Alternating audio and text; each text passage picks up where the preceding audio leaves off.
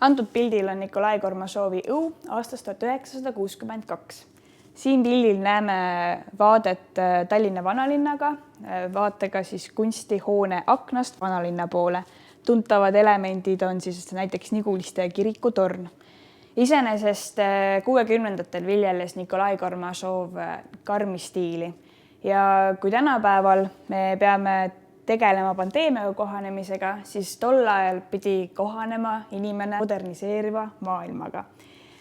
Mis see tähendas? See tähendas seda, et maailm muutus ning inimesed pidid otsima endale uusi töökohti, pidid loobuma vanadest ning lihtsalt uue maailmaga tuttavaks saama.